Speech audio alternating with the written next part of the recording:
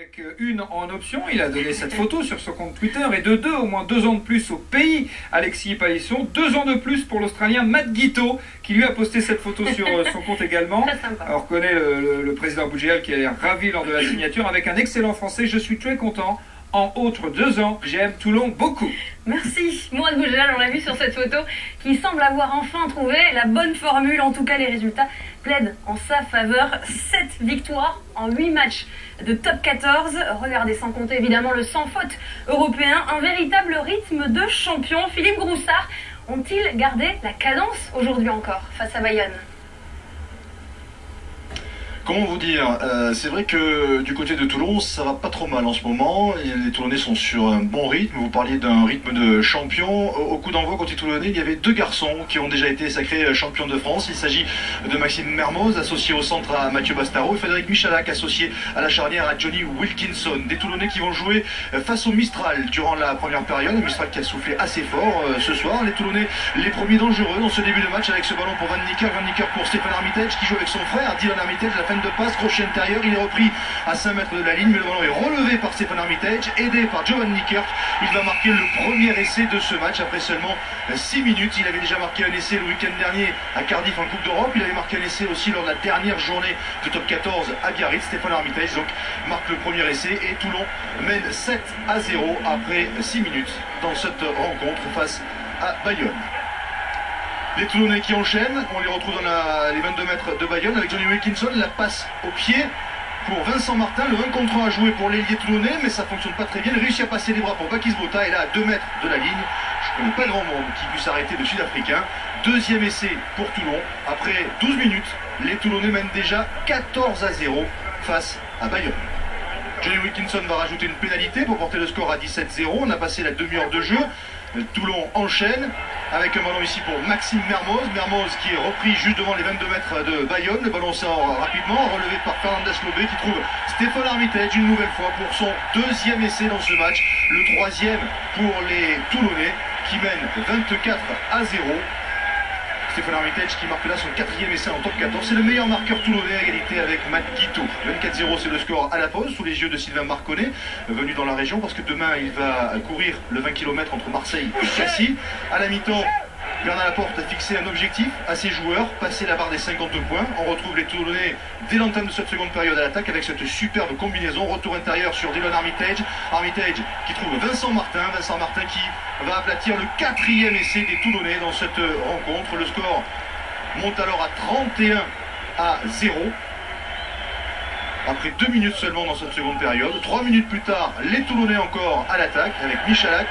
Michalak pour Mermoz, Mermoz qui accélère, fin de passe extérieure, crochet intérieur, il met la défense bayonnaise dans le vent et trouve Orioli lancé plein gaz. Le talonneur toulonnais va marquer le 5e essai pour ses couleurs. Et le score est alors de 38-0. Admirez au passage tout le travail de Maxime Mermoz. 5 minutes plus tard, Toulon toujours, avec Wilkinson, Mermoz une nouvelle fois, Mermoz pour Dylan Armitage, Armitage qui oublie le 3 contre 1, mais heureusement pour lui, il va marquer le 6e essai des Toulonnais. 3 essais en 10 minutes dans cette seconde période en faveur de Toulon. Wilkinson en plus passe à chaque fois les transformations, il va réussir un 8 sur 8 au cours de cette soirée, et le score est déjà de 45-0. Et Toulon insiste avec David Smith qui relance un ballon, on trouve Vincent Martin sur son aile. Cadrage débordement sur Cédric Emmence et il va jusque derrière la ligne pour aplatir un nouvel essai. Mais sur l'arbitrage vidéo, on va s'apercevoir que Vincent Martin passe en touche avant d'aplatir. L'essai est donc justement refusé. Mais ce n'est que partie remise, on a passé l'heure de jeu, vous avez vu tout le travail des arrières, voici le travail des avants, un ballon porté conclu par Joe Van Nicker et ça fait 52-0 en faveur des Toulonnais. C'était le 7e essai pour Toulon. On a entendu la sirène, on est dans la toute fin de match avec David Smith. David Smith qui passe en revue toute la défense bayonnaise, qui a un petit peu rendu les armes. David Smith qui inscrit un 8e essai en faveur de Toulon dans cette rencontre, qui là encore sera transformé par Matt Guito, ce qui fait que les buteurs toulonnais terminent le match à 100% de réussite. Le score est alors de 59-0. Évidemment, côté toulonnais, il y a des sourires, à l'image de Frédéric Michalak ou encore Orioli et Stéphane Armitage. Seul point noir dans cette soirée, c'est la blessure de Johnny Wilkinson en fin de rencontre. Ici sur ce plaquage, regardez bien son épaule droite qui va un petit peu se plier. Il va être obligé de sortir avant la fin de cette rencontre, victime d'une légère entorse cervicale. Au final, Toulon s'impose avec le bonus offensif, bien sûr. Score final, beaucoup pour Toulon, pas beaucoup pour Bayonne.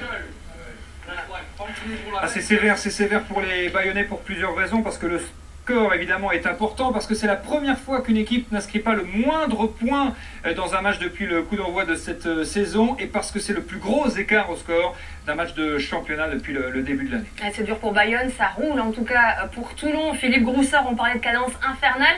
C'est le cas aussi des jeunes joueurs appelés en équipe de France pour les tests de novembre. Oui, à l'image de leur club, tout va bien pour les appelés par Philippe Saint-André. Seule alerte côté toulonnais, c'est Jocelino Suta qui a été victime d'un coup de genou, le numéro 5 toulonnais, sur la tête. Du coup, il va être un petit peu KO, obligé de quitter ses partenaires. Il va répondre aux 21 questions du protocole, mais finalement, fausse alerte, il reviendra 5 minutes plus tard pour terminer cette rencontre sans problème. Jocelino Suta. Vincent Martin, lui, vous l'avez vu, a marqué un essai. Pierre Gunther, sur le banc aujourd'hui, est entré en fin de rencontre. Frédéric Michalak a joué 60 minutes. Et puis Maxime Mermoz, même s'il n'a pas marqué, a été omniprésent au cours de cette rencontre, à plusieurs reprises décisives. Bref, tout va bien pour les internationaux toulonnais qui ont montré de belles choses au cours de cette soirée. À eux d'apporter leur enthousiasme et leur pleine confiance à l'équipe de France dans les prochains jours. Je vous propose d'ailleurs d'écouter à la fin de cette rencontre deux des appelés, Frédéric Michalak et Maxime Mermoz, au micro de Guillaume Garry. On ne se contente pas du peu qu'on fait. Je crois qu'on veut donner tout ce qu'on a pour ce maillot et puis faire plaisir aussi au public qui était là, qui est venu en nombre. Donc c'est important pour nous de jouer 80 minutes et pas juste 40 minutes. Mais évidemment, dans nos têtes, à la mi-temps, on voulait garder le bonus offensif et ne pas s'arrêter sur une bonne première mi-temps, mais faire un match plein. Et on a eu un petit passage à vide, on a beaucoup défendu, mais vraiment, je pense satisfait parce qu'on a pu répéter beaucoup d'actions qu'on travaillait. Et pour une fois, on a réussi à conclure en étant assez précis quand même. Maxime Mermoz, excellent ce soir. Maxime Mermoz, dont on suit les aventures dans Jour de rugby. On le voit régulièrement en caleçon juste avant l'émission. On l'a vu il y a quelques semaines sous la douche en train de chanter. Le voilà aujourd'hui au volant d'une voiture de course sur le circuit du Castellet. Vous le reconnaissez de dos, c'est Sébastien Loeb, et vous le reconnaissez de profil, c'est Gaël Monfils, le tennisman, et vous le reconnaissez avec un casque, bah oui c'est lui, Maxime Mermoz, qui est peut-être aussi à l'aise et peut-être aussi confiant dans un véhicule qui va vite sur le circuit du Castellet. En tout cas, Mermoz et Toulon mènent un train d'enfer après cette nouvelle victoire ce soir. Avec une en option, il a donné cette photo sur son compte Twitter, et de deux, au moins 2 ans de plus au pays, Alexis Palisson, 2 ans de plus pour l'Australien Matt Guito, qui lui a posté cette photo sur son compte également. On reconnaît le président Boudjéal qui a l'air ravi lors de la signature, avec un excellent français. Je suis très content. En autre 2 ans, j'aime Toulon beaucoup. Merci Mourad Boudjéal, on l'a vu sur cette photo, qui semble avoir enfin trouvé la bonne formule. En tout cas, les résultats plaident en sa faveur. 7 victoires en 8 matchs de top 14. Regardez, sans compter évidemment le sans faute européen. Un véritable rythme de champion. Philippe Groussard, ont-ils gardé la cadence aujourd'hui encore face à Bayonne ?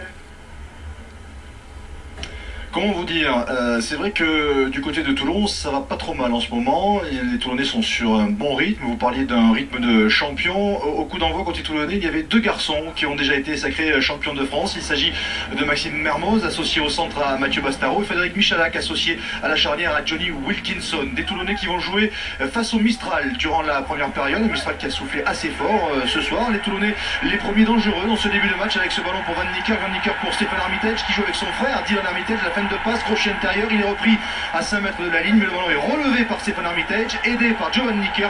Il va marquer le premier essai de ce match après seulement 6 minutes. Il lève la tire, l'essai est donc justement refusé. Mais ce n'est que partie remise, on a passé l'heure de jeu, vous avez vu tout le travail des arrières, voici le travail des avants, un ballon porté conclu par Joe Van Niekerk, et ça fait 52-0 en faveur des Toulonnais. C'était le 7e essai pour Toulon. On a entendu la sirène, on est dans la toute fin de match avec David Smith qui passe en revue toute la défense bayonnaise, qui a un petit peu rendu les armes. David Smith qui inscrit un 8e essai en faveur de Toulon dans cette rencontre, qui là encore sera transformé par Matt Guito, ce qui fait que les buteurs toulonnais terminent le match à 100% de réussite. Le score est alors de 59 à 0.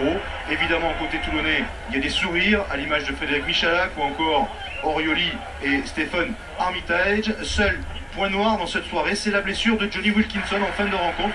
Ici sur ce plaquage, regardez bien son épaule droite qui va un petit peu se plier. Il va être obligé de sortir avant la fin de cette rencontre, victime d'une légère entorse cervicale. Au final, Toulon s'impose avec le bonus offensif, bien sûr. Score final, beaucoup pour Toulon, pas beaucoup pour Bayonne. Ah, c'est sévère pour les Bayonnais pour plusieurs raisons, parce que le score évidemment est important, parce que c'est la première fois qu'une équipe n'inscrit pas le moindre point dans un match depuis le coup d'envoi de cette saison, et parce que c'est le plus gros écart au score d'un match de championnat depuis le début de l'année. C'est dur pour Bayonne, ça roule en tout cas pour Toulon. Philippe Groussard, on parlait de cadence infernale. C'est le cas aussi des jeunes joueurs appelés en équipe de France pour les tests de novembre. Oui, à l'image de leur club, tout va bien pour les appelés par Philippe Saint-André. Seule alerte côté toulonnais, c'est Jocelino Suta qui a été victime d'un coup de genou, le numéro 5 toulonnais, sur la tête. Du coup, il va être un petit peu KO, obligé de quitter ses partenaires.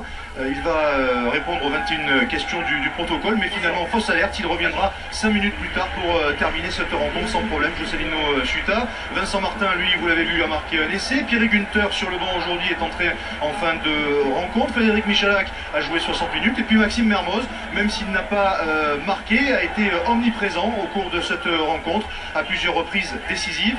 Bref, tout va bien pour les internationaux toulonnais qui ont montré de belles choses au cours de cette soirée. À eux d'apporter leur enthousiasme et leur pleine confiance à l'équipe de France dans les prochains jours. Je vous propose d'ailleurs d'écouter à la fin de cette rencontre deux des appelés, Frédéric Michalak et Maxime Mermoz, au micro de Guillaume Garrigue.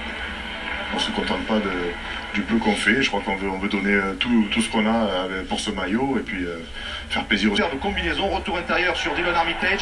Armitage qui trouve Vincent Martin. Vincent Martin qui va aplatir le 4e essai des Toulonnais dans cette rencontre. Le score monte alors à 31 à 0. Après 2 minutes seulement dans cette seconde période. 3 minutes plus tard, les Toulonnais encore à l'attaque avec Michalak. Michalak pour Mermoz, Mermoz qui accélère, fin de passe extérieure, crochet intérieur, il met la défense bayonnaise dans le vent et trouve Orioli lancé plein gaz. Le talonneur toulonnais va marquer le 5e essai pour ses couleurs. Et le score est alors de 38 à 0. Admirez au passage tout le travail de Maxime Mermoz. 5 minutes plus tard, Toulon toujours, avec Wilkinson, Mermoz une nouvelle fois, Mermoz pour Dylan Armitage, Armitage qui oublie le 3 contre 1, mais heureusement pour lui, il va marquer le 6e essai des Toulonnais. 3 essais en 10 minutes dans cette seconde période en faveur de Toulon. Wilkinson en plus passe à chaque fois les transformations, il va réussir un 8 sur 8 au cours de cette soirée, et le score est déjà de 45 à 0. Et Toulon insiste avec David Smith qui relance un ballon, on trouve Vincent Martin sur son aile. Cadrage débordement sur Cédric Emmence et il va jusque derrière la ligne pour aplatir un nouvel essai. Mais sur l'arbitrage vidéo, on va s'apercevoir que Vincent Martin passe en touche avant d'avoir déjà marqué un essai le week-end dernier à Cardiff en Coupe d'Europe. Il avait marqué un essai aussi lors de la dernière journée de Top 14 à Biarritz. Stéphane Armitage donc marque le premier essai et Toulon mène 7 à 0 après 6 minutes dans cette rencontre face à Bayonne. Les Toulonnais qui enchaînent, on les retrouve dans les 22 mètres de Bayonne avec Johnny Wilkinson, la passe au pied pour Vincent Martin, le 1 contre 1 à jouer pour l'ailier toulonnais, mais ça fonctionne pas très bien. Il réussit à passer les bras pour Bakis Bota et là à 2 mètres de la ligne, je connais pas grand monde qui puisse arrêter le Sud-Africain. Deuxième essai pour Toulon, après 12 minutes, les Toulonnais mènent déjà 14 à 0 face à Bayonne. Johnny Wilkinson va rajouter une pénalité pour porter le score à 17-0, on a passé la demi-heure de jeu. Toulon enchaîne avec un ballon ici pour Maxime Mermoz. Mermoz qui est repris juste devant les 22 mètres de Bayonne. Le ballon sort rapidement, relevé par Fernandez Lobé qui trouve Stéphane Armitage une nouvelle fois pour son 2e essai dans ce match. Le 3e pour les Toulonnais qui mènent 24 à 0. Stéphane Armitage qui marque là son 4e essai en top 14. C'est le meilleur marqueur toulonnais à égalité avec Matt Guiteau. 24-0 c'est le score à la pause sous les yeux de Sylvain Marconnet, venu dans la région parce que demain il va courir le 20 km entre Marseille et Cassis. À la mi-temps, Bernard Laporte a fixé un objectif à ses joueurs, passer la barre des 50 points. On retrouve les Toulonnais dès l'entame de cette seconde période à l'attaque avec cette super